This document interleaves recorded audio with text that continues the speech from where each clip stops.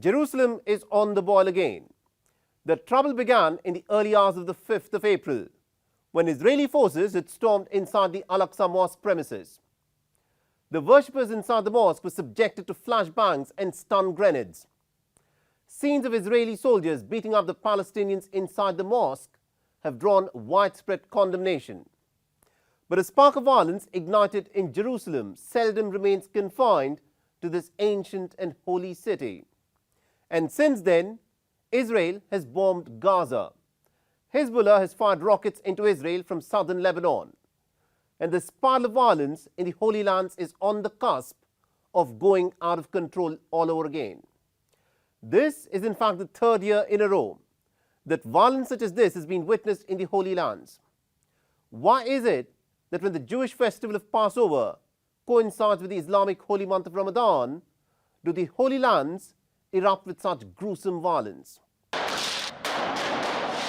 Trouble began on the 5th of April.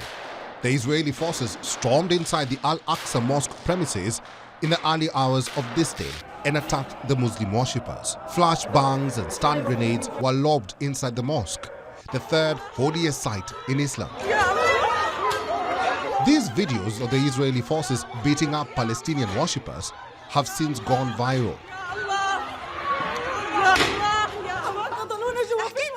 The Israeli police attacked us inside there. All the young people inside are suffering and no one is helping them.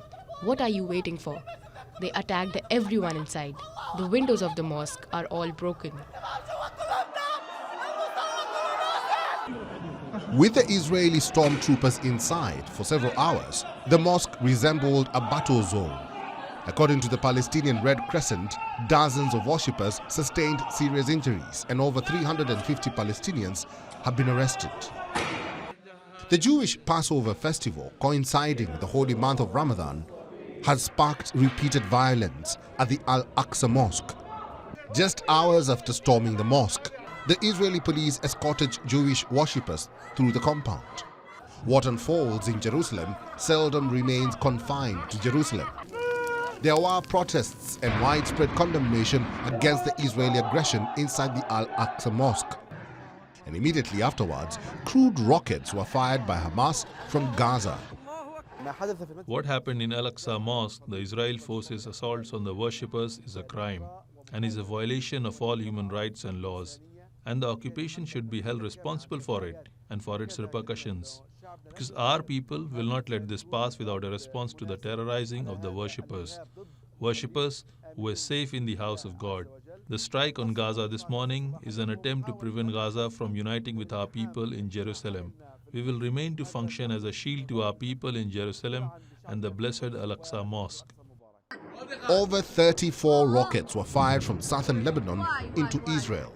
This was the biggest such attack since Israel fought a war with Hezbollah in 2006. Tensions were high along Israel's northern border. A shop was damaged and a parked car was hit, but no one was injured. Israel responded with a burst of artillery fire into southern Lebanon. Massive airstrikes on Gaza targeted facilities that Israel claims are military installations of Hamas in the isolated Gaza Strip. But this appears to be just the beginning of the vicious cycle of violence all over again in the Holy Lands. On the 7th of April, 2 Israeli settlers of British origin were shot dead, and a third Israeli settler woman was seriously injured in occupied Palestine. There are reports of Israeli settlers burning sheds and belongings of Palestinian shepherds in the Jordan Valley. Beleaguered Israeli Prime Minister Benjamin Netanyahu, who for months has been battling protests against his judicial changes, has vowed to crack down on the assailants. An Italian tourist was killed and 5 others wounded in a car ramming attack in Tel Aviv. The assailant was shot dead by the Israeli police. The Israel-Palestine conflict is often wrongly portrayed as a conflict of religion or as a conflict between the adherents of Judaism and the adherents of Islam. But religion is just a small part of the problem. From the time Israel was established in 1948 up until now, Israel has continuously expanded its territories, either by military annexations or by illegal settlements, which continue to spring up on Palestinian lands. With each passing year, Palestinian territories have shrunk and now constitute no more than mere enclaves. It is this land grabbing that is at the heart of the Palestine-Israel conflict.